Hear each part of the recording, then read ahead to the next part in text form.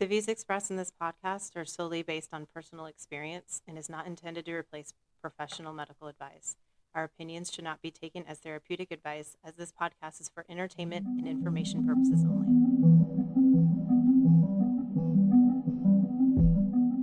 Hey, everybody. Welcome to the Police Edition. My name is Ryan, and sitting across from me and always standing beside me, my lovely wife, Laura. Hello. So, we're going to talk about resiliency today.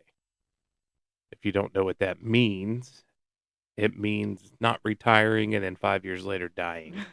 I think that's a good way to talk about it right up front. You know, that's a big thing with cops and law enforcement and firefighters is the stress of the job gets to you. You retire, and the death rate is pretty close to 5 or 6 years afterwards. A lot of that's, physical health, but a lot of it's also your mental health and what it does to your body. So, resiliency, by definition, is the capacity to withstand or recover quickly from difficulties. So, that could be physically or mentally. Yeah. So physically, working out. But I know there's a lot of things which they're technical, and I'm going to let you get into it with cortisone levels and things like that from working out. And that's your wheelhouse. I'm going to let you talk about it Right now. right We now. just jump right into it. Jump right into it. People use exercise as a form of like getting healthy or, just kind of getting away from stress and stuff like that, which is super healthy. But within the first responders population, it can be very tricky sometimes because if you're going into work and you are kind of what we call the beast mode, which we'll go into that further, it's your parasympathetic nervous system. Basically, you are just on alert, you're high active, you are hypervigilant, you are ready to go. And when you're in that mode, you're high stress in that mode. It's activating your stress response. So like when you're working out, physically, you are in a stress mode. So when any normal person, general population, let's say, is working out, like you're trying to, pump up your heart rate and get those calories burning to sweat off to sweat. So you're putting your body in stress. But as a first responder, sometimes that stress can be detrimental to you, especially if you have experienced a critical incident. Normally, they say critical incidents, they last about 72 hours. And what happens after 72 hours, you're pretty much going back to work. So in your mind, you're like, okay, I had this critical incident. I'm going to just like release some stress and go like run. I'm going to run like a 5K or whatever and like put my body into more stress, which is, overriding the system or like just putting too much in the system where not only did you experience a stressful situation at work, now you're putting more stress on your body by working out, and that could be detrimental to you. So really the advice they give is, especially if you've experienced a critical incident or, you're just stressed at your job in general, is to take it easy when you're working out. So go for a walk. Don't do the 5K right away. Like, ease yourself into it. Now, if you feel like you had a week where not much has gone on, you've been sitting in your car a lot, made a couple stops, and that's fine, then do the 5K. Go ahead. But if you feel like, yeah, I've experienced some high stress at work, don't put your body through the same stress. Right. I gotcha. So, even though everybody's like, oh, working out's great, but when you say like high stress, you mean high activity workouts, being, i.e., probably running or even probably heavy weightlifting or Yeah. or combat sports or just anything that's really pumps your heart. A good a good key to kind of base if it's too high stress or not. If you are working out and you can talk to the person next to you, that's not very high stress. But if you were like out of breath and you can't get words out, that's too high. Gotcha. Yeah. So just put it into this. If you're a follower of our Facebook page, you probably saw the other day about cold therapy. We do the cold therapy now, and it also involves a infrared sauna. and they say sitting in there for 45 minutes is like doing 30 minutes of cardio. Yeah, Would you suggest something like that would be okay? most definitely. Because we're just sitting there. We Yeah. can still talk when we do it. Yeah, definitely. Yeah, because you can still talk. You're sitting there. You're just sweating it out. That And would then you're be not great. actually doing anything. You're just relaxing. Yeah, You can that's put on some true. relaxing music That's and true. just chill. Yeah, yeah. Well, not in the sauna. You're not chilling in the sauna. That's the No, cold you're plunge. sweating profusely in the sun. Yeah. No, infrared's great. I mean, there's a lot of benefits to infrared. But yeah, if you have a place to go with that, definitely, and especially if you experience a critical incident or you feel like you've had just a high stress week at work, that yeah, just sitting there. Or if you don't have that, then just walking, doing like light Pilates if you do that. Ooh, Pilates. What about yoga? Yoga's good. Yoga would probably be the best. You're engaging in, that meditation mindfulness, but you're also stretching and doing physical things as well. So yeah, So me playing hockey probably wouldn't be a good idea. probably not. No. I don't know. I'm not that good or that fast. Well, So see, I feel like you're just trying harder to put your body through stuff so you can be that good, and then like you're just too much, just too much. I get it. Yeah. Okay. So just be mindful of the stressful weeks that you have because you can do your body more damage. Makes sense. Mm. Now, do you want to go into maybe what the cold plunge and the infrared does for your body? Or No. oh, okay. All right. Have a good night, guys. Good night. Yeah. So cold plunge, it's been researched for about a decade now, and yes, I've done the research myself. I have not. They've come up with a lot of great findings in it that it does a lot of benefits for you physically. It helps with inflammation, with blood flow and circulation, heart disease, all this stuff. But mentally is really where I really see a difference, especially myself. I know, like, we've done it before together, not like in the same thing, but like we switched off and did it. But mentally, it builds resiliency.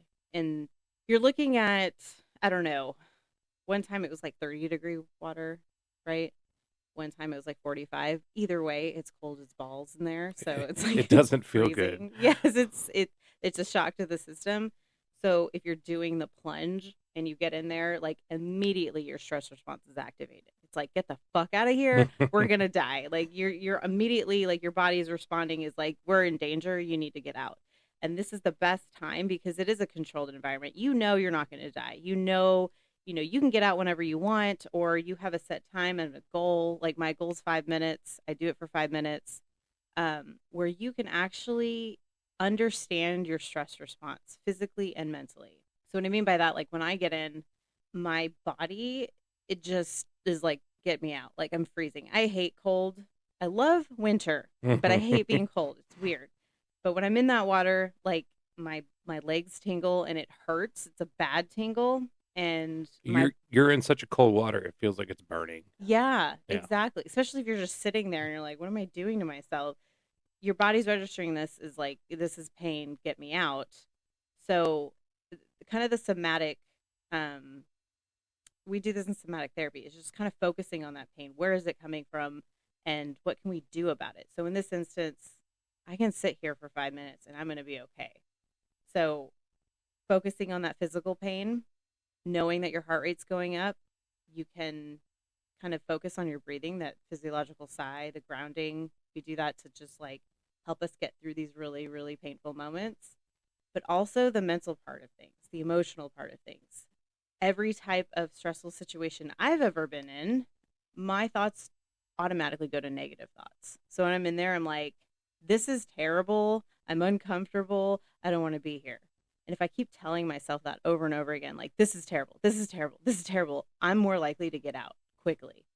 But if I can use metacognition, which is thinking about your thoughts and reframing them, as in, this is terrible, but I can do this because I'm not going to be in here forever. That's the cognitive reframing that we've been talking about before in past episodes. I've done it probably a handful of times now. I've done 5 minutes, and I've noticed when I get in, it used to be the whole time I was in there. The first time I tried it was like 2 minutes. I was trying to reframe those negative thoughts. The first time was only like 1:30. Remember? Okay, 1:30. I was giving myself 30 extra seconds. It's 5 minutes now, so it's okay. I've got there.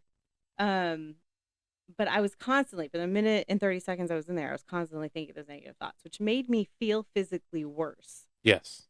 But now I've realized when I get in there, it's about 30 seconds. Those negative thoughts come in and I'm able to reframe them pretty quickly. And then I just sit there. And a lot of times I sit there in silence. Like my Mm-hmm. brain isn't even going off because I have found the resilience to retrain, reframe my thought process and my pain that I'm feeling. Yeah.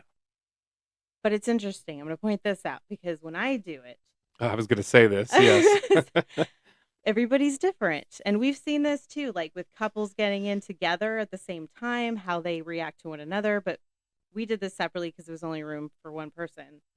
When I do it, I get in there and I focus on my pain. I directly go, my legs hurt like hell. It's okay. We're still in here. So once I get past the like negative thoughts, I go back to the pain in my legs and I just focus on that pain, that sensation of pain. And that's how I deal with my emotions. If I'm depressed, I will engulf myself in that depression and feel every pain that there is, every sadness, because I know in the end, it will be double the reward. My happiness will be double that. Or I could just avoid it, let it go, not think of it, but it will carry on with me. And I've learned that from past experience. So dealing with my pain like that head on and kind of just like embracing it has helped me. And I've seen that in the cold plunge. What was your experience? I avoided it. Mm, And for years, I've always avoided things. I've avoided conflict. I've avoided when it comes to us and stuff like that, not at work, because obviously that's part of the job. yeah. But yeah, I've had a problem with just avoiding things and not hitting it head on. But I did notice when I get in the cold plunge, like the first time, Mm, but I did it about a minute 45 seconds, right?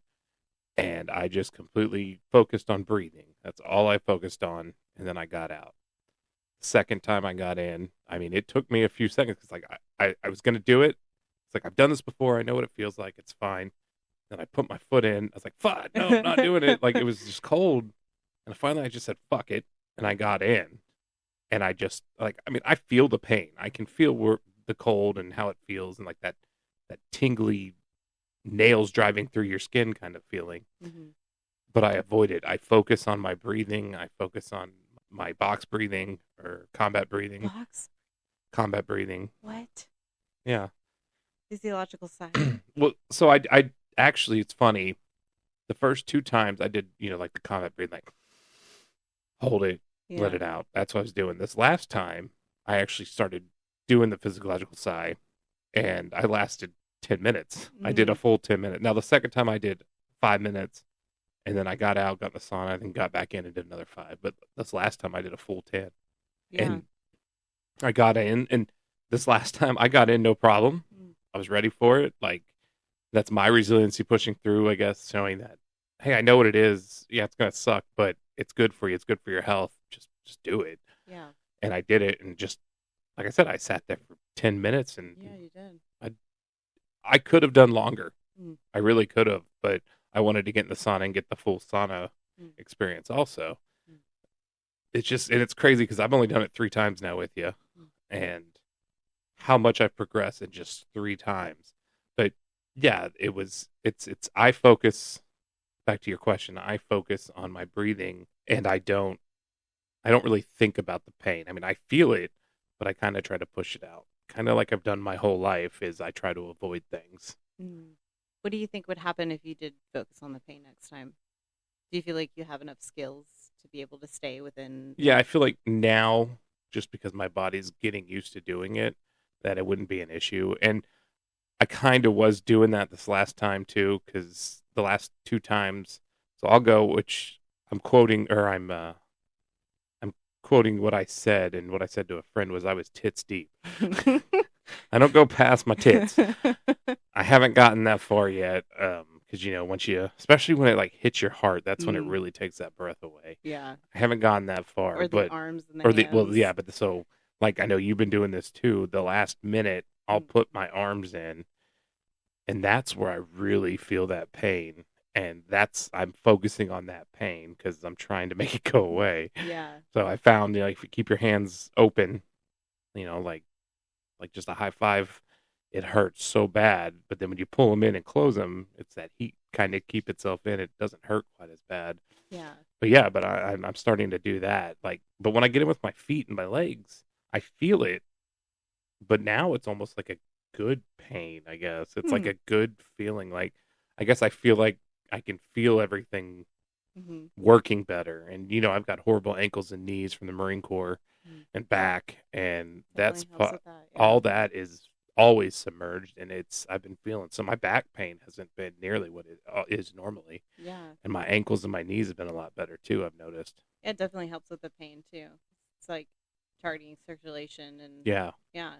But the beauty I think of cold plunge from a psychological standpoint is I've noticed in you what you're doing in the cold plunge as far as resiliency techniques you're doing in your everyday life, and sometimes that becomes subconscious. Like you have put yourself in stress response on purpose in the cold plunge, so when you're out in the world and a stress response happens, you're more resilient to that stress response because not only do you understand the somatics of it, like your body and what's happening to your body, you understand the mind and like overcoming your thoughts. And like in a situation where you normally might blow up and get angry, it doesn't happen. I have noticed I've been a lot better with the Mm-hmm. kids and certain things. Like I'm not. I don't feel like I've been getting Yeah. as angry or even really that angry anymore.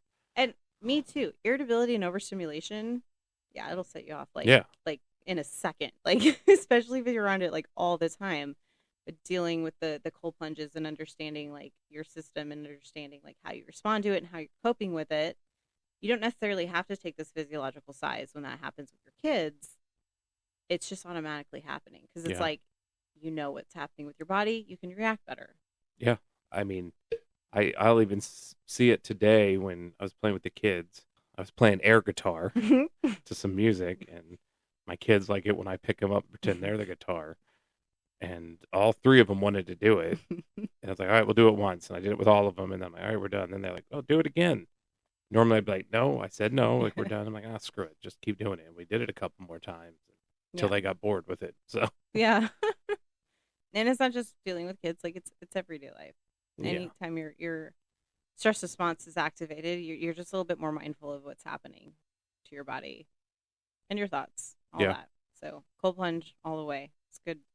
It's really good I for you. can't say nothing but good things about it. Like, I was nervous. I was super nervous, Mm-hmm. especially the first time and even the second time for some reason. Mm-hmm. But now I love it. I will tell anybody. And I got a good friend of mine that's been doing it for a while, and he's been telling me to do it. I'm like, oh, it's stupid. It's stupid. Now I've done it. I'm like, no, it's nice. It's Pretty, nice. pretty fucking cool. Yeah. It's real nice. It's The real nice. cool thing about cold plunge is on the molecular level of things.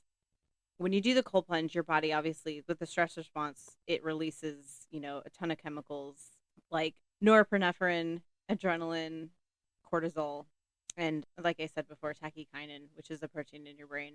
But when that secretes in your body through your endorphin system, not your endorphin. Endorphins also secrete too, but in your endorphin system. When you overcome that stress, dopamine is a friendly chemical that pops up if you have succeeded in getting through it. So like if you're in a fight and you're defeated, you're probably not going to experience a lot of dopamine because it's a reward system. But if you're in a fight, like with a spouse or something and you feel like you've won that fight, you're probably going to get some dopamine I've hits. never felt that. Whatever. It's because I'm really good at It's arguing. so good. So Should have been a good. lawyer. Should have.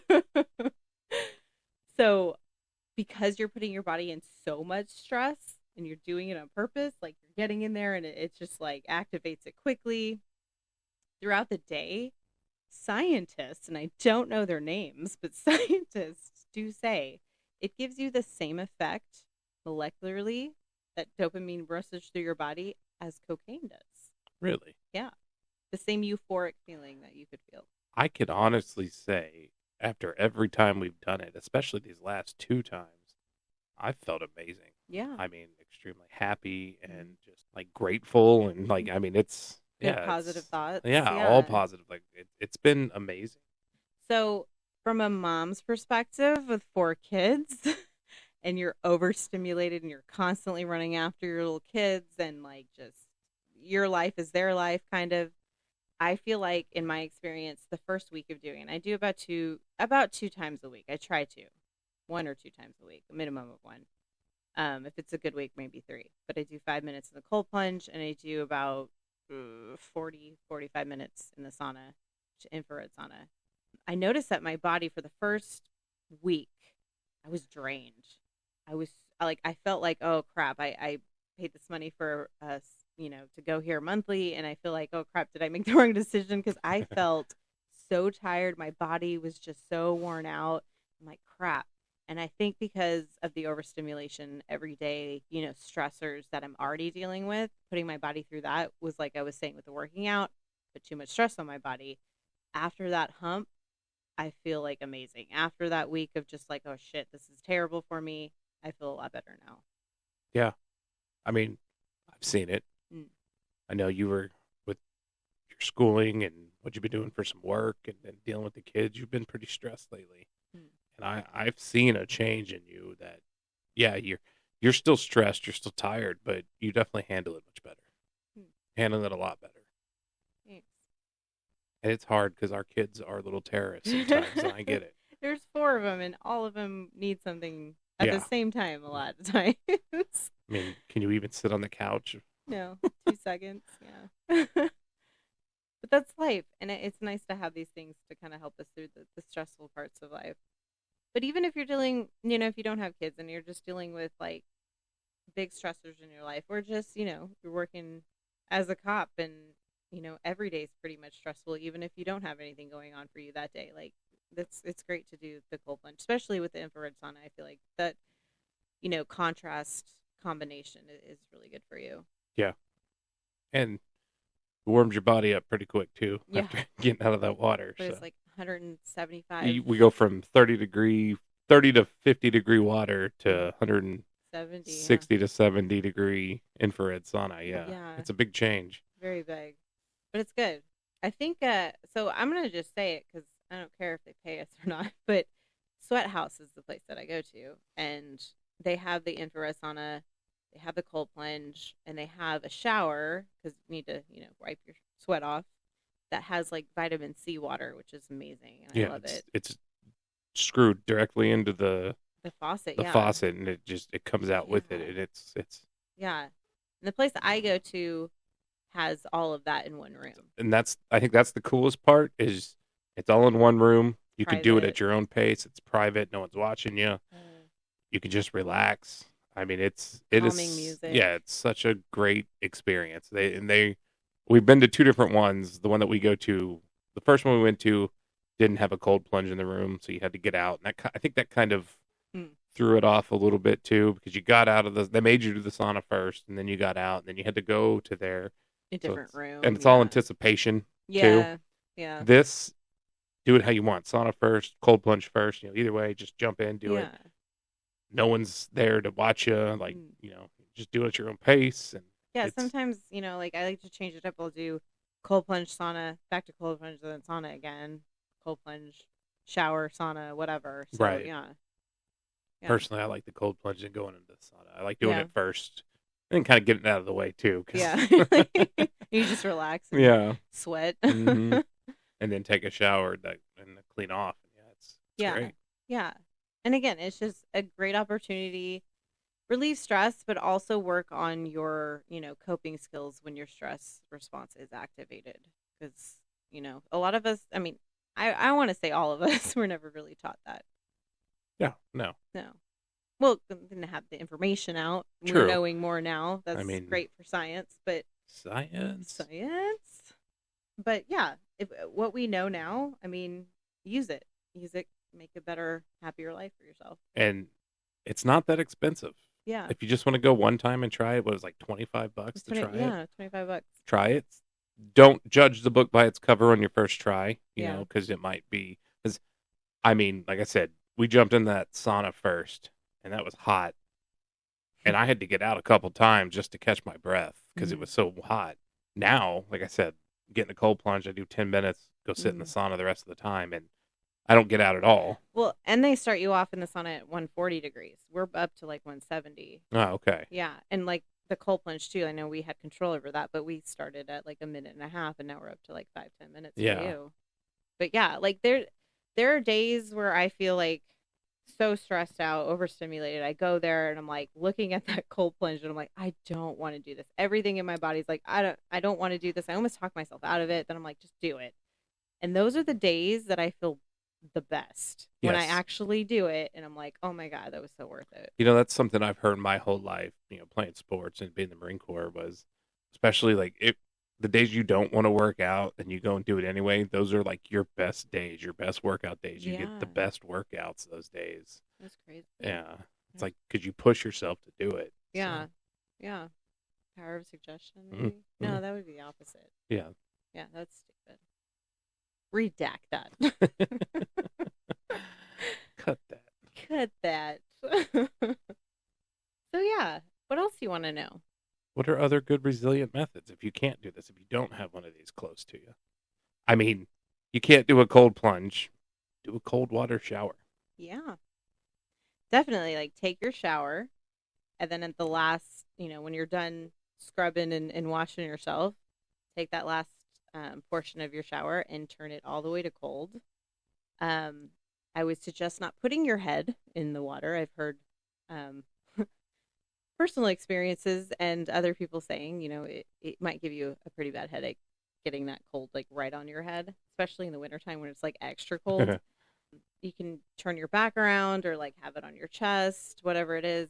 And when I first started that, I maybe lasted like 20 seconds. Yeah, yeah. I found almost the cold shower harder than the whole plunge. I think because you're getting both the water and the air. Because like if you're doing cold water, you're not getting the steam around you, so like you're still getting the cold air around you, and I think it's a little bit more difficult, but Yeah. which is even better. Like try to power through that. If you can, make a goal 2-3 minutes in the cold shower, that'd be amazing. 20 seconds even is great. But during that too, as you're doing it, just be sure to engage in those coping techniques. You can do the breathing, you can do the grounding like we talked about with your five senses. I've heard some people, just humming to a tune and just like getting your mind off it, like that avoidance kind of coping that you were doing, which is fine during cold plunges or, shower plunges, whatever you want to call it. But anything to either get your mind through it or get your mind off of the feeling. Yeah.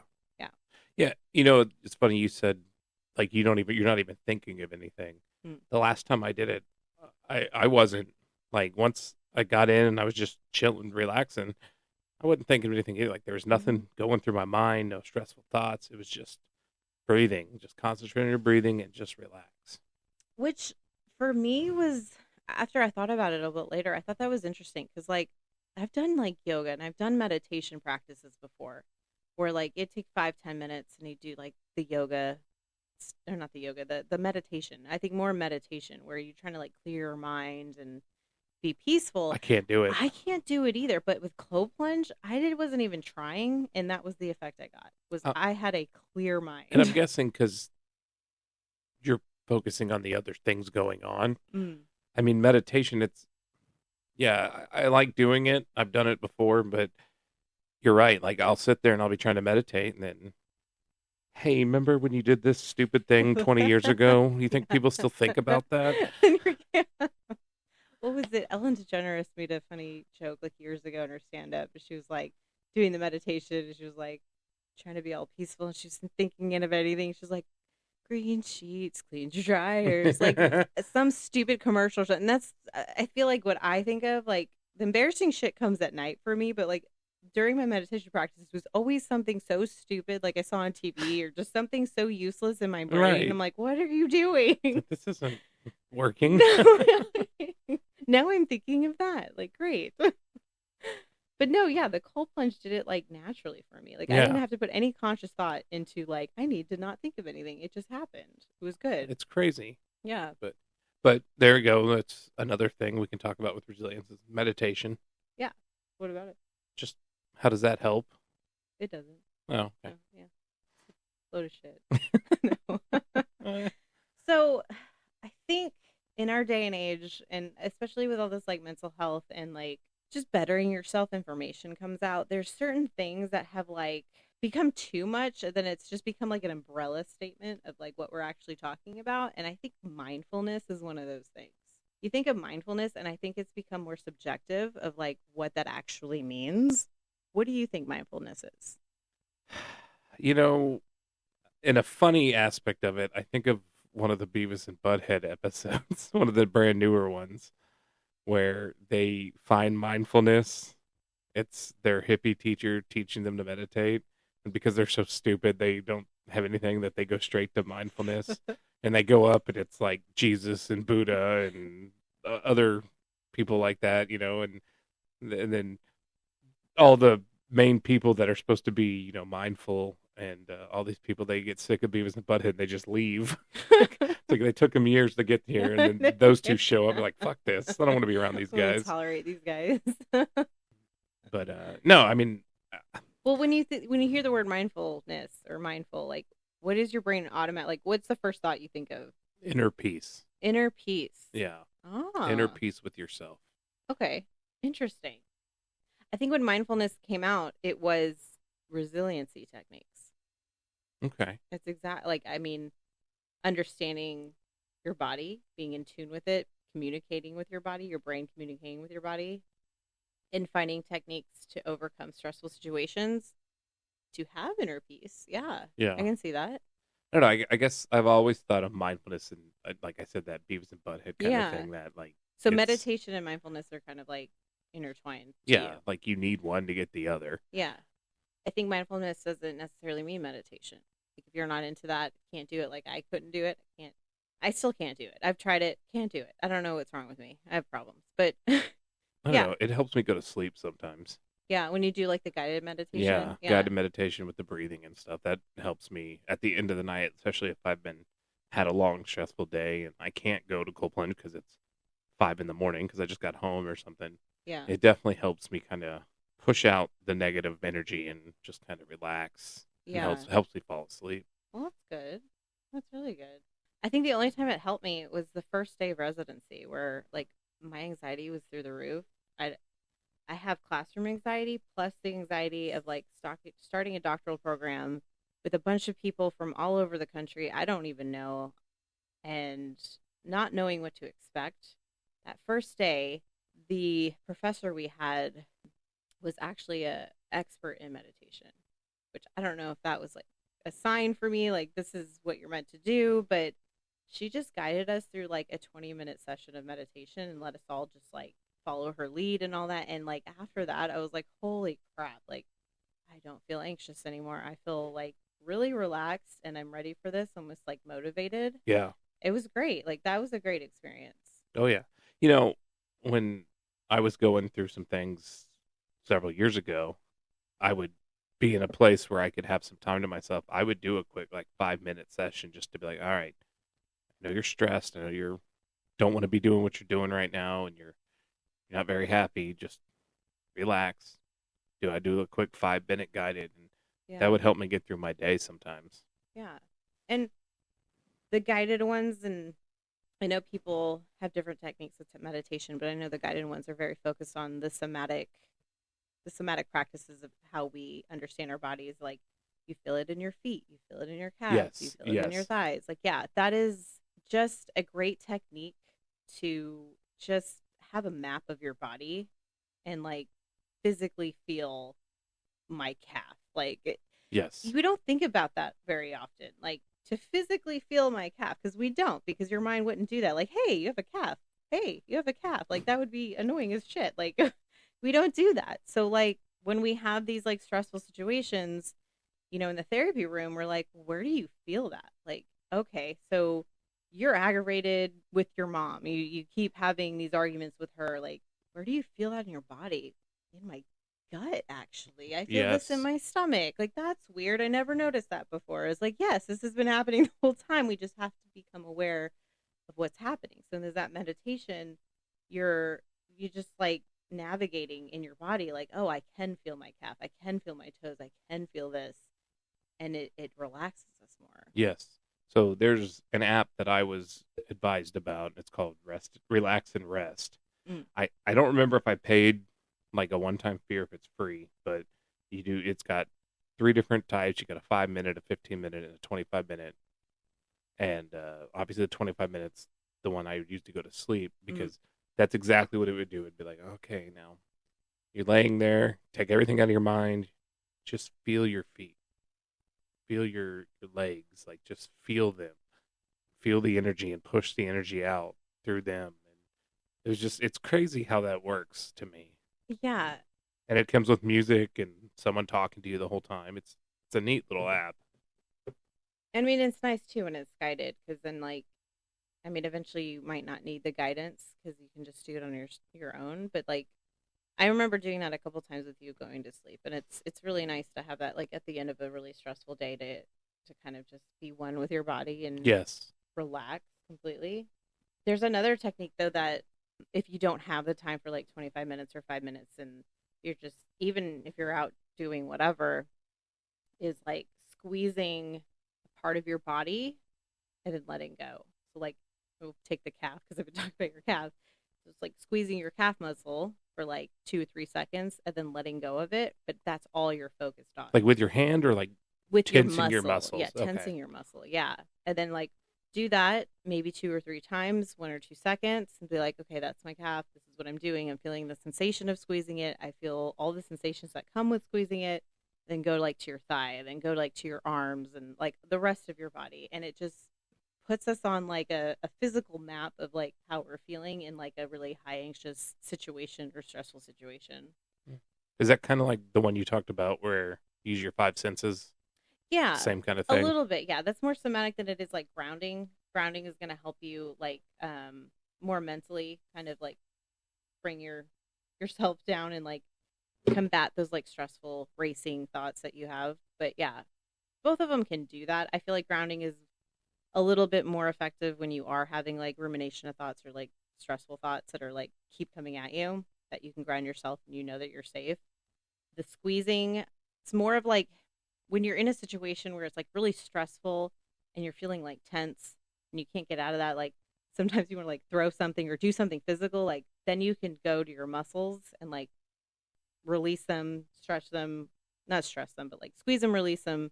You know they're there. You're more focused on that than, trying to punch somebody or something. Yeah. Okay. Yeah. I like that. Yeah.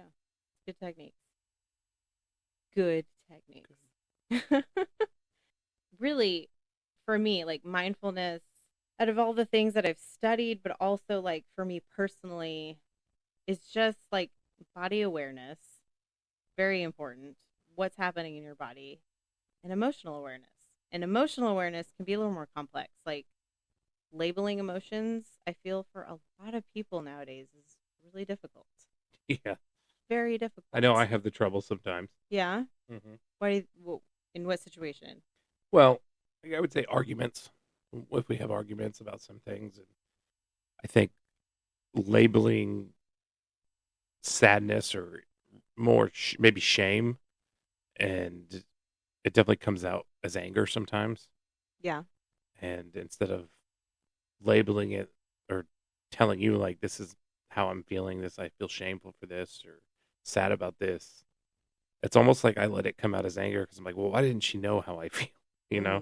Mm, But yeah. yeah, I guess figuring out a way to label it of what it really is, or if you're angry at me, sometimes you're not actually mad. I know you're just sad about something, but Hmm. it comes out as anger. Yeah. Definitely. So let's say you were able to appropriately label shame when it happened. How do you feel like that would differ from you being angry as it manifesting as anger? I think instead of even letting it get to the anger phase and manifest that way, I'd be able to just communicate to you better about, hey, this is what I'm feeling. I'm not mad. I'm feeling shameful or I'm feeling really sad. Yeah. I think it would help communication. Yeah.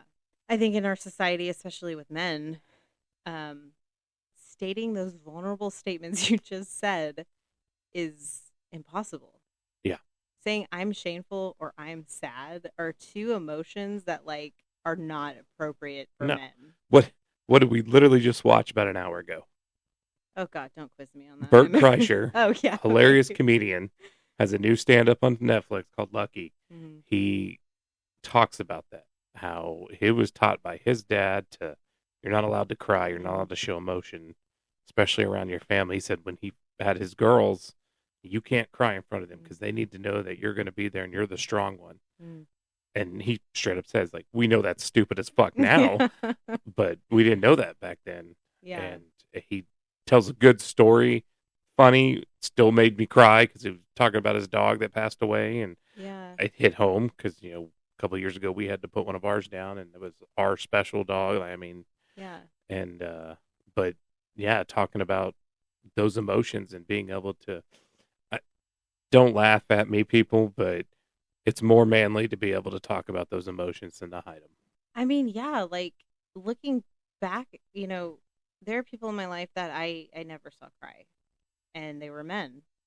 There was a couple of them. There's like a handful of them, I've and never seen my father and cry until the first day I was 18 and I left for boot camp. mm, First time I ever saw that man show any emotion that wasn't anger, yeah, you know, at me or at something stupid. But yeah, yeah. For me, like it's I always, as a young girl, like a man doing that, like I was under the impression that, like, yeah, oh God, he's so tough, and he never showed any type of like vulnerability. And in our world, especially here, like in the Western civilization, like it's a social construct that men need to be tough and they can't show emotions. And if they do, they're weak. And I always thought, like, oh, yeah, he's a really tough person, And how can he do that? And now, like, knowing the science and the facts and like everything that we know now, it's like I look at that and I'm like, how weak was that person? And not weak in like, it's a pathetic thing. It's just like how sad I am for those men in my life that couldn't do that, because how many other issues did they have by like avoiding these emotions, for not expressing them in front of people, because the more that you do that, the better off you are. And it just made me a little sad to just, you know, think about those kind of things. yeah, I mean, great quote. To be stoic is not to be emotionless, but to remain unfettered by your emotion. Hmm. To have some sort of agency in your emotions. Yes, to know why you're feeling this way Yeah. and to be able to work around them and understand them and to grow from them. Yeah. They're just, I see them all the time. I post them on Facebook a lot. They're stoic quotes, from like Marcus Aurelius and philosophers back in the day. And it's like, these guys have been saying this stuff for Mm. thousands of years. Where did it go, or why did we not learn from it? Yeah. You know, Yeah. I mean, Marcus Aurelius was early time. I think in that sense, like they're philosophers, we needed something tangible. So research and behavioral science really gave that to us. But I get that. Yeah.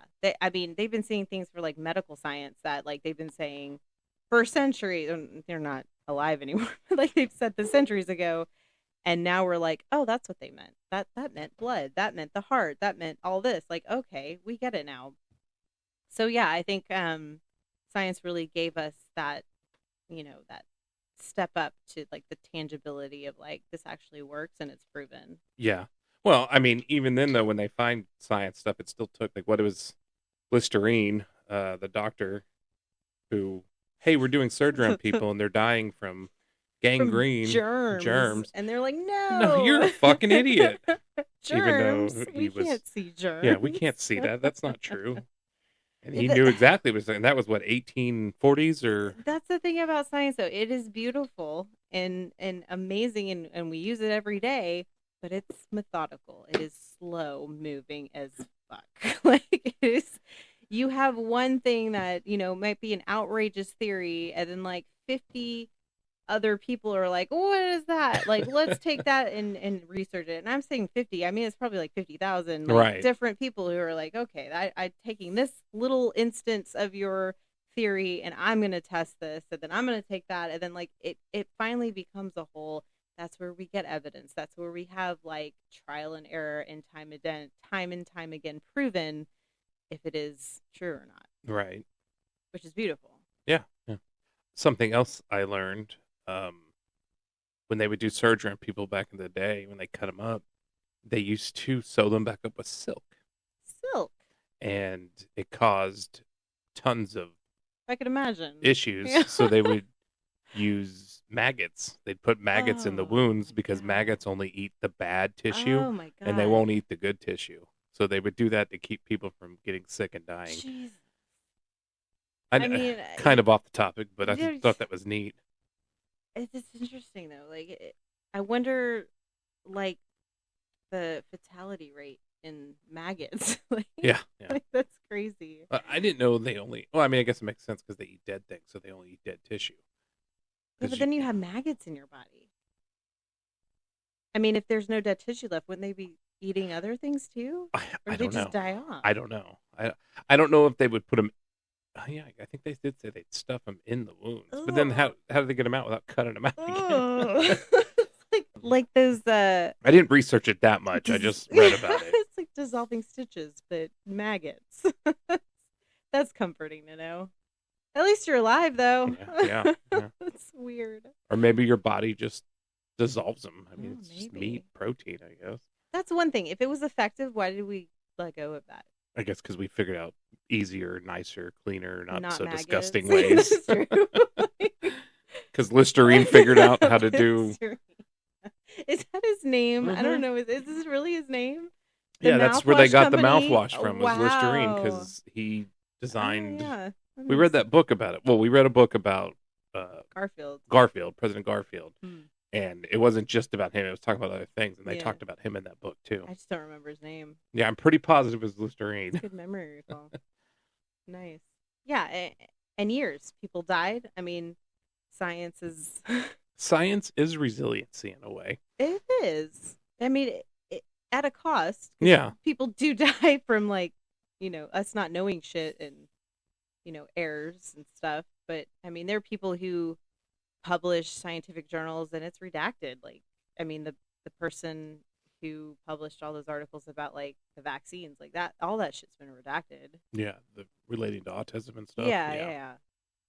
And there's good reason for that. And, I always have that in my mind too, is there political influence, which is a problem in the scientific community. But I mean, I think there's enough studies, especially with autism, that you can define for yourself if you read them, that is this real or not, if it was justified or not. In my opinion, I think it was. But yeah, anybody can redact your shit if you're not telling the truth or you're doing the wrong procedures, whatever you're doing. Like, Right, because you're not, his was all complete lie, wasn't it? yeah, pretty much.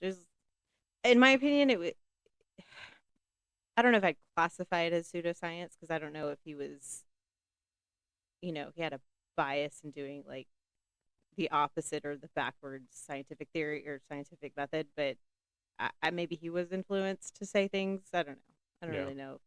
People grasped onto it, though. Yeah, they did. Yeah. That happens a lot. Yeah. People can't be free thinkers. You know what sucks though? I feel like with science, I think this is the worst part, is that like the information is out there. Like we're talking about autism in this specific instance. There are like hundreds of thousands of scientific journals about autism. And if you wanted to read one as like a normal general population, you'd have to spend like $30-$40 for one study. Now, if you're going to school and you're spending, buttloads of money to go to school, you'll get it, quote unquote, for free. You still pay a fee for it. But Yeah, because don't you have access to a library of a yeah, bunch of stuff? I have access to all the scientific journals. But if you don't, you're just going to read it off the internet from somebody who's just doing like a journalist article, and it's opinionated. Or celebrities. Or celebrities. Yes. I mean, Jenna McCarthy. Yeah. That's a problem with everything, though, now. It's Money. that, and even like political stuff. People write these opinion pieces, and people don't realize that it's an opinionated piece, and like, oh my God, this is the fact. This is what's happening. Yeah. And then they alienate people and friends and Yeah. say dumb shit about people and probably don't even realize what they're saying. Yeah. Yeah. I think the power of persuasion is much more sexier than logic, and people grasp onto that. Mm, yeah. Mm. And everything's on Facebook and Instagram, and it's just easy. Well, just think of it. If somebody came up to you, maybe your coworkers, and they tell you some like juicy gossip, and you know no facts, you're just hearing it from this one person, you're going to gravitate towards it because it's fun and exciting. And you're like, Yeah, no yeah. shit, they did what? What? Like, okay. There is no way. But your mind holds that as fact from here on out. Hmm. And you might tell another person that's how rumors start, or you might even keep it yourself. And then now you have this idea of that one person they're talking about, which might not even be true at all. Yep. We don't take that's why we have court systems to bring facts up and evidence and all that stuff. And even that sometimes goes through the wayside. But people love the juiciness of like whatever's displayed to them without having to do the effort to look to see if that's true. And that's why I love science, because you got to go look to see if it's true. What is true? I would just say do your research Yeah. and don't believe everything you see on the internet. Yeah. But that's hard to do because that's like pretty much all research is to people who don't have access to scientific journals unless they're a millionaire and like Yeah. spend 30, $40 a pop. Well, don't just take someone's random post on Facebook as Yeah, fact. that's Do true. a little bit of your own Yeah. digging. Yeah. But that's confirmation bias though. So Yeah. like if that person is spewing shit, either you're going to be like that's fucked up or you agree with that person and you're like, "Yeah, get him." Yeah. Yeah. It's either or. What is the quote? Believe none of what you hear and only half of what you see. Yeah. Yeah. Yeah. We got way off track from resiliency. Very much so. But good points. I like them. I like Hmm. them. All right. Well, is there any other resiliency methods when we get back on track? Or anything that you gravitate to that we haven't talked about? I guess and I feel like I've talked about this somewhat before, especially with the first responders population. Like we're talking about, high stress situations and everyday life. So basically what happens when you go to work, let's say, like it's not like the things that happen at work that stress you out. It is triggers in your environment. It's things that you associate with work that either activates your stress response or it prepares you for that activation. So for instance, you get up in the morning, let's say your morning shift, take your shower, you might Lucky. do a workout, drink some coffee, whatever. The moment that you go into your closet and you put that uniform on, that uniform is an association of the stress you experience at work. So as soon as you put that uniform on, you are in what we call the beast mode, which is your parasympathetic nervous system. So you are hypervigilant. You might be driving to work and like looking at every little detail on the road versus if you weren't putting that uniform on, you're like out with your family or like just driving alone on the street, you might not be looking at every goddamn thing on the road. You are just hypervigilant because it's a dangerous job. Anyone can be doing anything to you, and maybe you've had some past experience of this before, or just the readiness of that happening, just because of the climate of the population. So when you're in the parasympathetic state of mind, that beast mode, what goes up must come down as well. So when you come down, which is the parasympathetic part of your nervous system, normally shows up at home, and that is the down part of that nervous system. So we see like a lot of maybe over drinking, being cynical or being an asshole or just isolation, just the down mode of like trying to get through that parasympathetic state. What we really want to target is the middle part of things, which is the rest and digest kind of part of your nervous system, which is what we call the window of tolerance. And that window of tolerance is what we're using all these resiliency techniques for, to get us in that good frame of mind. If we're more aware, like what I was saying before, awareness is key to everything. Awareness is just everything you need to be able to, live a healthy life, and like knowing that you are in beast mode, knowing you are in down mode, and like what things you need to change. And if you are in stress mode, how to combat that as well. But the intentionality behind it is the main thing, is having intentionality to yeah, I'm aware of this, but what am I going to do about it? And having the goals to do that too. So having the goals to change, Yeah. to And to make yourself better. and not necessarily change in some instances, just like adapting, adjusting, like just little things too. Adapt and overcome. Yeah. So like let's say you go to work, you're a cop, you're in that sympathetic mode and then you come home and you realize, like I'm drinking too much. Like, holy crap. I just yelled at my wife for no reason and it was because of this lady at work that yelled at me and I'm just taking it out on her. Like you become aware. That's awareness. Shouldn't be doing that. Intentionality. Okay. Am I an alcoholic? No, I don't have the signs. I'm this isn't affecting my everyday life. I'm not abusive. I'm not doing this. I'm not like throwing my life away. I'm not drunk at work. Like this isn't affecting my everyday life. But I do have a problem with over drinking when I'm home. Okay. Well, when you come home, there's a goal then. If you really are stressed, we're not saying don't drink. Maybe have a beer. That's it. If your goal's two beers is great. But, regularly, maybe you would have a whole six pack. Maybe don't do that. Maybe know like your limits to things. You want to have a beer or two, watch the game while you're home, that's fine. But know your limits and have the intentionality to not go back and grab the third beer or fourth beer. That's all we're really saying. Yeah. Adapting and adjusting. You know what? I'm doing that right now. Yeah. I realized that I was, again, it doesn't affect my everyday life, but when I was home, I was drinking a lot and it was causing some issues. So I haven't drank in a week and a half now. Mm. It's just starting, but I'm taking a break from it. Yeah. Kind of drying out maybe a little bit. So I'm going to circle back to what we were talking about when you're saying this, because I think from my perspective of you can articulate your emotions pretty well. When you're drunk, there's like the subconscious emotions that've been like just sitting there that you've been avoiding that like come out, but you don't know how to handle them because it's like so much at once and you're intoxicated. So it's there's like a something that happens in you that it's too much for you, and you don't know how to handle it. And there's like a range of emotions within like a couple hours, and I think that's one of the reasons why you decided not to drink because it is unpredictable. Yeah. I mean, you're not violent or anything. It's just like your emotions are just like switching from here to there. Yeah. Sad or mad or Yeah. yeah. And these are like your subconscious emotions that you've experienced maybe throughout the week that you haven't directly approached, that you have avoided, that are coming out now while you're intoxicated, and your body's like, what the fuck? Like, I can't deal with you right now. Yeah. Even I don't want to deal with myself. Yeah. And that's what's so important of labeling emotions. For instance, like me, when I was pregnant with our third child, I was an angry monster, like we've talked about.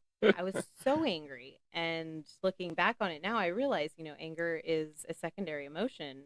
We took that away. I was sad. I was depressed. I was not happy. I felt lonely. I felt just on my own. And it was sad. Like it was terrible. Like I didn't like the feeling and it manifested as anger. And I took it out on the people that I loved. If I knew it was sadness at the time, I think I could correctly understand what I was going through and adapt a little differently than I did. Yeah. And I think that's the issue with mislabeling or not labeling at all is those maladaptive behaviors that happen, such as drinking too much, isolation, and, the bad things that we do for ourselves. Right. Yeah. Because, I mean, you definitely isolated yourself a lot during that time. Yeah. Yeah. And I was working a lot because I was trying to save up time for the baby. And I also didn't see it either, I guess, And I'm thankful that you see all my problems. It's my job. No, professionally and personally. You've helped me tremendously figure myself out and get through some very hard times in the last couple of years, and it's been I'm very grateful for it. And now I'm trying to do that for you. Thanks. There's only so much enlightenment you can have for yourself, insight, whatever for yourself. I mean, it helps when you do have a loving partner that you can be vulnerable with and talk openly about yourself and your vulnerabilities and have them like support you and help you through. I mean, you don't have to be a professional in mental health to support one another. Right. It's pretty common sense and just human nature. We all experience these emotions, and we all, can pretty much empathize with each other with what we go through. You're right. Like we say every episode, don't be afraid to talk to somebody. Yeah, even if it's Don't your spouse. don't be afraid to be open about things. Yeah, Open and honesty is the best policy. policy. It very much is. Yeah. So, recapping, and I didn't bring this up before, but kind of like conceptualizing it now. Kind of talked about the bottom up approach we talk about in psychology, and really what that is just like understanding your body, what's going on with your body, feeling the sensations, and then that's the bottom. Going up to the top, understanding what the emotions and feelings and thoughts are with that sensation in your body and connecting the two. Or you can do um, the top down approach, which is basically reversed. You have the negative thoughts and feelings and emotions, and you focus on that, and then you go to your body and sense how your body is feeling those types of emotions. So that is a very good technique with mindfulness and understanding your body, and then you can go into the coping mechanisms of like breathing and grounding and those like the muscle things that we were talking about tensing up and releasing and stuff like that. So, and the cold plunge and infrared sauna is always great if you have that available to you. Yeah, definitely. Yeah. What approach do you like better? What do you mean? Top down or bottom up? Honestly, I've always done top down. I think that was just like a natural reaction for me. I've just now started learning bottom up. I never really thought my body was connected to my mind. Like, that just, I was like, oh, physical things are just like, MD doctors, and like this is me working out, and then like my mind is for something else. So, like connecting the two, I think bottom up approach, I've been liking that more than the top Good. down. They should redo that. The head bone's connected to the neck bone. They should redo that, and Yeah, it's crazy they're connected. I never knew that. your brain's connected to everything else. I mean, if you think about it, like in school, like back then, I just remember like those were two separate things. Like there's like your anatomy and like how your body works, and then there's your brain, which that's psychology, and those are two different Right. things. Like they're Right. connected in so many ways. Like they have to be. Your brain controls your body. Who would have thought, right? It's funny. Every time you say bottom up, though, it sounds dirty to me. What is that? I don't know what it's called in yoga. I thought I had the pose in my head, but the famous pose they Downward have. dog. There we go. That's what I was thinking. Yeah, bottom up. Bottom up. But no, I think feeling the sensations first is so foreign to me. But like the more I practice it, the better I get at it, and it's just I feel like it's more effective. It's like anything; it takes practice. Yeah. Resiliency takes practice. Yeah. It is more effective too because it is more of a physical thing at first. Yeah. Than it is mental, and I can deal with those emotions afterwards. And it helps me label afterwards too, because like the top down approach, like I'm having to label quickly, Right. which I never did before. But if you're doing that approach, you have to label. If you're feeling it physically first, like you have time to like kind of process it and label it afterwards. So I feel like that's good too. Awesome. Yeah. Well, good. Yeah. All right. Anything else? I think that's it. Well, good. Well, I'm going to do a quick shout out Ooh. to my dad Oh. and my parents. Oh. This weekend is my dad's birthday. He is turning 60. Oh my God, he's an old fuck. He is. And this weekend is also my parents' anniversary. And they've been married for 40 years. So happy birthday, Dad. Happy anniversary, Mom and Dad. Nice. Happy anniversary. Happy birthday. We love you guys. Thanks for listening. All right, guys. Well, we appreciate you listening. As always, if you need to get in touch with us, you can always email us at thepolicecondition@gmail.com, or you can find us on Facebook and message us on there. We will talk to anybody. If you need anything, need someone to talk to, we're always there. Other than that, if you go ahead. I would just like to say it's a little noteworthy because you talked about your dad, being angry and yelling. I've known the man for 17 years now. He has never yelled at me. That's because you're his favorite. I love you. You're his favorite daughter. I just had to add that in there for I a see little that. brag. Yeah. You're a better daughter than my brother is. Burn.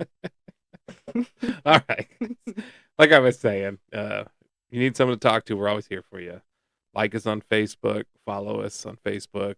Um, Follow us on YouTube, Apple, Spotify. That's where you can listen to us. Give us a like, especially on YouTube. We need more followers. So if you haven't followed us yet on YouTube, go ahead and follow us. Like us. Please like us. That'll help my resiliency. Feed my ego, please. All right, guys. You've been listening to The Police Condition. My name's Ryan. I'm Laura. We're 1042.